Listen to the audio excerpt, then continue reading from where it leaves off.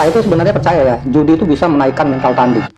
Tapi dulu, kepercayaan itu saya pakai sebagai pembenaran supaya kerjaan saya disetujui orang, pilihan hidup saya terlihat benar, dan kegelisahan saya itu kelihatan masuk akal ya. Mental judinya ada, mental tandingnya justru melempem.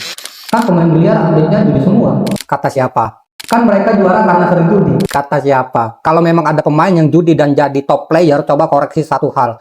Apakah mereka juara karena judinya atau karena latihannya yang super keras di balik layar? Cara otak kita sering salah bekerja itu seperti ini ya. Coba kalian buka Google, cari bahaya hujan untuk tubuh. Kalau udah, cari lagi manfaat hujan untuk tubuh. Dua-duanya benar tergantung kata kunci apa yang kita cari. Begitu juga di biliar. Kalau dari awal kita percaya judi bisa naikin mental tanding, maka otak kita akan mencari bukti pembenaran. Lah, pemain Filipina kan judi juga, tapi juara-juara juga. Nah, ini kasus yang berbeda ya. Saya nggak membenarkan judinya, tapi kita harus melihat konteksnya. Di Filipina, hidup mereka itu memang dari biliar, seperti badminton di Indonesia. Dari kecil sudah diarahkan ke sana. Judinya pun beda ya. Bukan lifestyle, kalau nggak main ya nggak makan ya. Tidak ada negosiasi di situ. Dan kalian tahu Van Boening? Dia nggak judi. Karena dia trauma pernah dilempar bola ke dadanya. Di belakang layar dia dikenal aktif di backroom money games, merupakan bagian dari citra lama biliar yang ingin dibersihkan. Malah dia bilang selama biliar masih identik dengan judi di belakang layar, olahraga ini akan susah maju ya. Kalau mau dihormati sebagai olahraga profesional lain, maka harus bersih dari money game supaya sponsor besar mau masuk. Media mau meliput, atlet hidup dari prestasi bukan judi. Ini Van Boening loh yang bilang.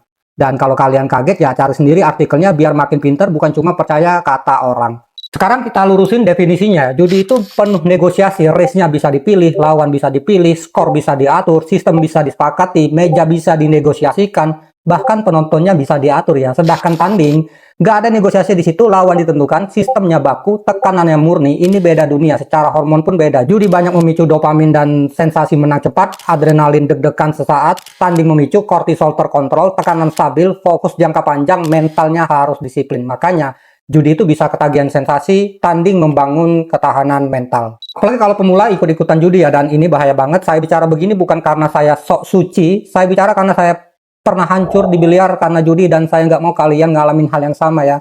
Yang mau judi silahkan, itu pilihan hidup masing-masing. Tapi kalau tujuannya menaikkan mental tanding, mungkin definisinya perlu dilurusin dulu. Dan konten ini saya niatkan untuk edukasi pemula, jangan terlalu percaya dengan katanya, cari datanya, cari konteksnya, dan jaga diri kalian. Kalau ada yang bilang judi bisa naikin mental tanding, coba balik tanya bagaimana menaikkan mental judi di biliar. Salam biliar tanpa judi.